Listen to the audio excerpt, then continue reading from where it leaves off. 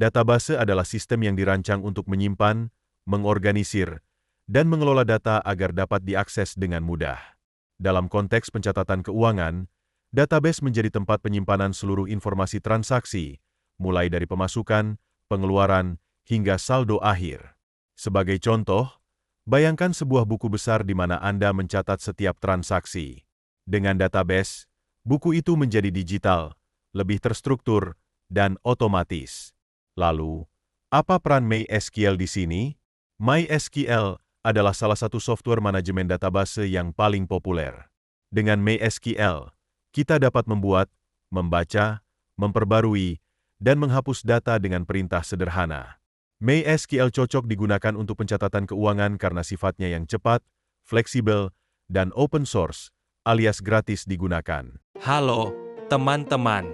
Selamat datang di video tutorial kita kali ini. Saya Miftahus Surur di sini.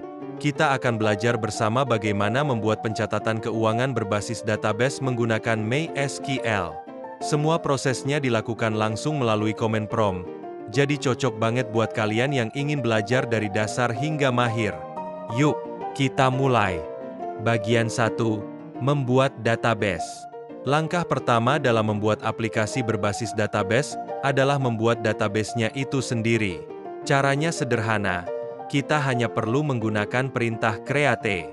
Perintah ini akan membuat sebuah ruang di dalam MySQL untuk menyimpan tabel-tabel data. Di sini, kita beri nama database-nya pencatatan underscore keuangan.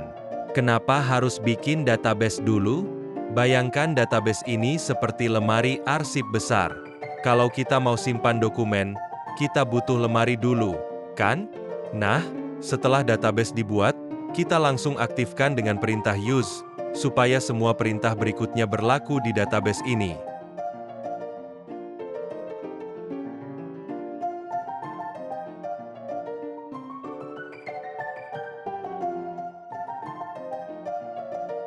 Bagian 2. Membuat tabel. Setelah database siap, sekarang kita buat tabelnya. Perintah create kali ini digunakan lagi, tapi untuk membuat tabel. Tabel ini ibarat folder di dalam lemari arsip tadi. Di dalamnya, kita akan menyimpan catatan seperti tanggal, deskripsi transaksi, jenisnya apakah pemasukan atau pengeluaran, dan nominalnya. Kita juga menambahkan satu kolom unik bernama ID. Kolom ini akan otomatis bertambah setiap kali kita memasukkan data baru. Fungsinya, supaya kita lebih mudah melacak transaksi tertentu. Jangan lupa, tipe data seperti tanggal dan angka juga harus sesuai kebutuhan. Ya, misalnya, nominal kita simpan sebagai angka besar karena uang bisa saja mencapai jutaan atau lebih.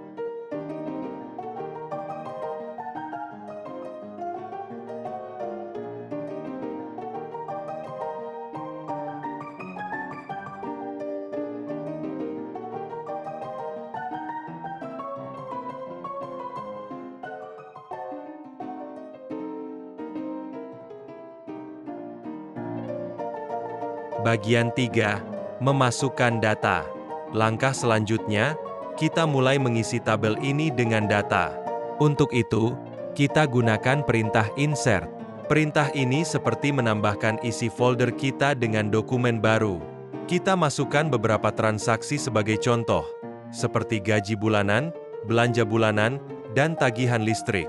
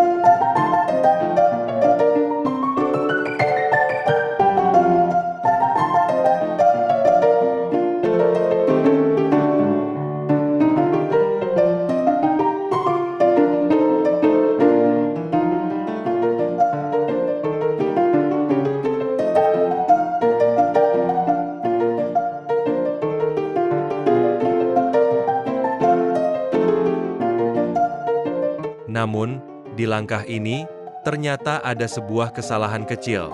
Setelah mengetik perintah insert, kita lupa menuliskan nama tabel yang ingin diisi. Di sini tertulis, error, no table selected. Nah, error ini muncul karena sistem tidak tahu di tabel mana data ini harus dimasukkan. Jadi, kita harus menuliskan nama tabelnya. Ini adalah pengingat penting untuk selalu memeriksa perintah yang kita tulis sebelum menekan tombol Enter. Jangan buru-buru, ya.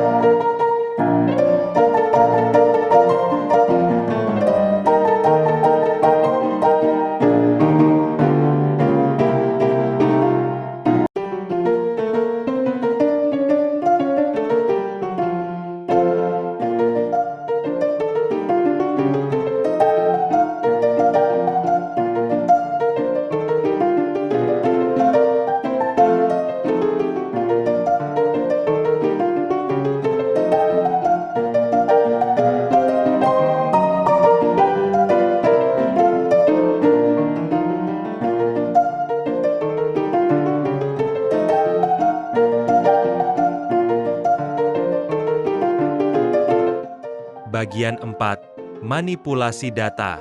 Setelah data berhasil dimasukkan, langkah berikutnya adalah memanipulasi data. Di sini, kita bisa melakukan berbagai hal seperti mengurutkan, memfilter, atau menghitung total. Pertama, kita gunakan perintah select untuk menampilkan semua data. Perintah ini seperti membuka semua dokumen di dalam folder. Kemudian, kita coba perintah order by untuk mengurutkan data berdasarkan nominal, dari yang terbesar ke yang terkecil. Ini membantu kita melihat transaksi terbesar dengan cepat.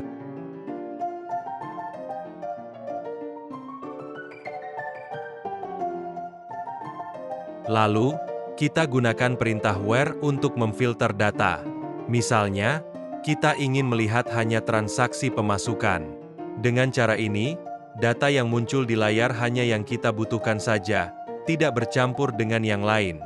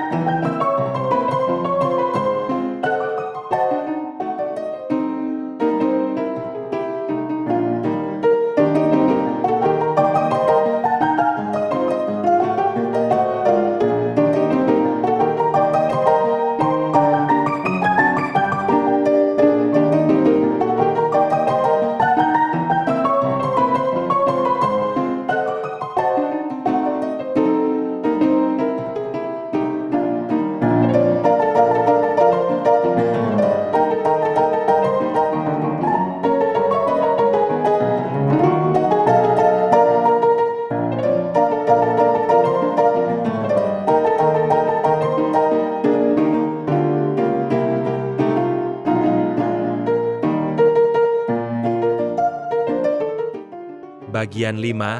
Mengupdate data. Ada kalanya, kita perlu memperbarui data yang sudah ada. Misalnya, nominal transaksi belanja bulanan ternyata salah, dan kita ingin memperbaikinya. Untuk itu, kita gunakan perintah update.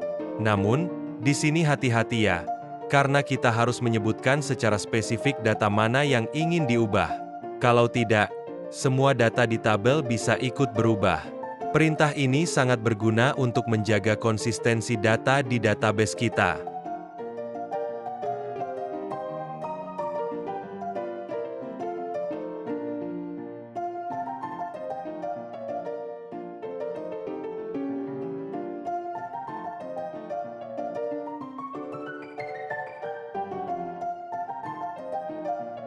Bagian 6, menampilkan data dengan format yang rapi.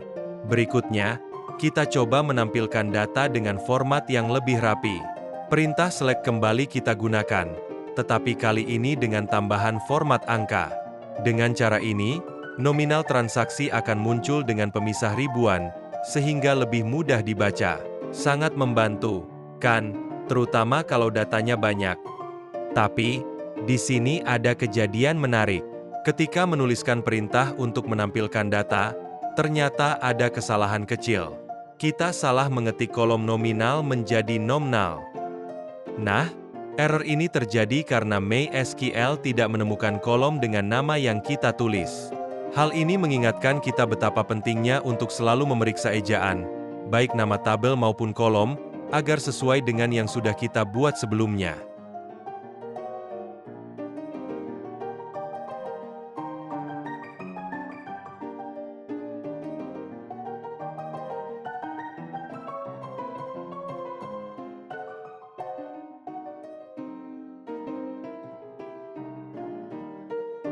Bagian 8. Menyelesaikan proyek. Setelah semua data selesai dimasukkan dan dimanipulasi, langkah terakhir adalah menampilkan seluruh data yang sudah kita olah. Disinilah perintah select digunakan lagi untuk memeriksa hasil akhirnya. Dengan cara ini, kita bisa memastikan bahwa semua transaksi tercatat dengan rapi dan benar. Akhirnya, kita berhasil membuat sistem pencatatan keuangan sederhana berbasis database. Dengan ini, kita bisa mengelola transaksi dengan lebih mudah dan terstruktur. Itu dia tutorial lengkap tentang pencatatan keuangan menggunakan database MySQL. Kalau kalian menemukan error atau punya pertanyaan, tulis di kolom komentar. Ya, jangan lupa untuk like, subscribe, dan aktifkan lonceng notifikasi supaya tidak ketinggalan video tutorial menarik lainnya. Sampai jumpa di video berikutnya. Dan semoga hari kalian menyenangkan.